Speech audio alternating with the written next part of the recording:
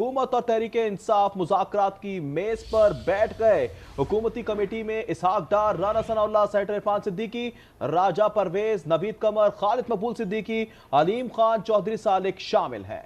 आपको बताते चले कि उमर अयूब, अली अमीन गंडापुर, सलमान अकरम राजा, हामिद रजा, असद कैसर, हामिद खान और नासिर अब्बास पीटीआई कमेटी का हिस्सा है। आज के इस पहले इजलास में मुज़ाकराती TORs पीटीआई मुतालबात का जायजा लिया जाएगा। इसी पर बात करेंगे। यासिर नजर हमारे साथ मौजूद है।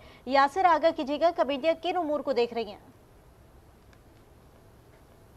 जी बिल्कुल, आखिरकार हुकूमत और पीटीआई के दरमियान बाकायदा तौर पे मुज़ाकरात का आगाज़ हो चुका है। तिलावत कलाम पाक के बाद बाकायदा तौर पे मुज़ाकरात जो हैं वो शुरू हैं। स्पीकर अय्याज सादिक जो हैं इन मुज़ाकरात को चेयर कर रहे हैं। दोनों तरफ के जो कमेटी के अरकान जो हैं वो अब कमरा नंबर 5 में बाकायदा तौर पर पहुँच चुके हैं और मुज़ाकरात का बाकायदा तौर पर आगाज़ हो चुका है।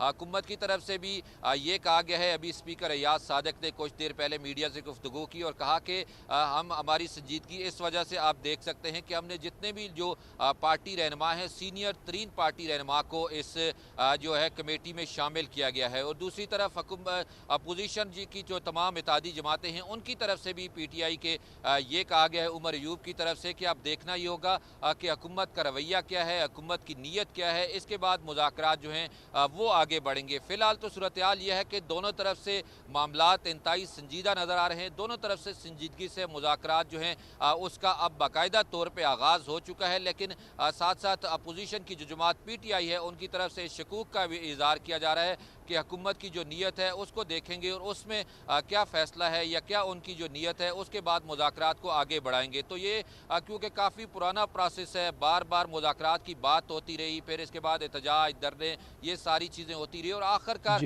मामला जूं का तूं हुआ और फिर आखिर मामला इसी चीज़ पे खत्म यासिर, हुआ। ये बताएगा, मुज़ाकरात के आगाज से पहले स्पीकर अय्याज सादिक से हुकूमती कमेटी के अरकान ने भी मुलाकात की है। क्या बातचीत हुई है इस मुलाकात में?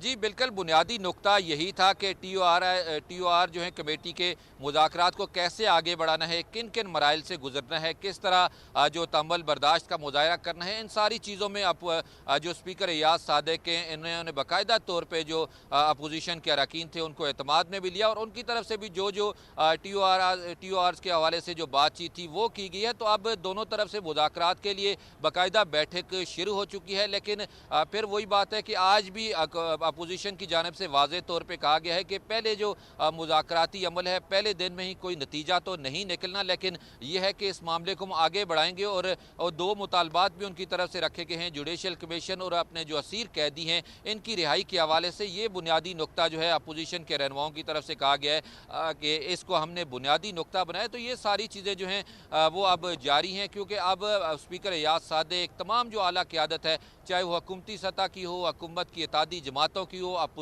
अपोजिशन की इत्तेहादी जमातों की हो, उनकी तमाम आला क़यादत मौजूद है। क्योंकि 7 और 6 रुकनी हुकूमत और अपोजिशन की कमेटी जो है वो मौजूद है और इसमें तमाम सियासी जमातों के जो अहम रहनुमा हैं वो मौजूद हैं। और इसमें अहम बात यह भी है कि वो लोग मौजूद हैं जो वाकई इन चीज़ों को सीरियस भी लेते हैं और दोनों तरफ से जिनको एक इजलास बाकायदा शुरू हो चुका है। हमें तफसीलात से कर रहे थे यासिर नजर, बहुत शुक्रिया।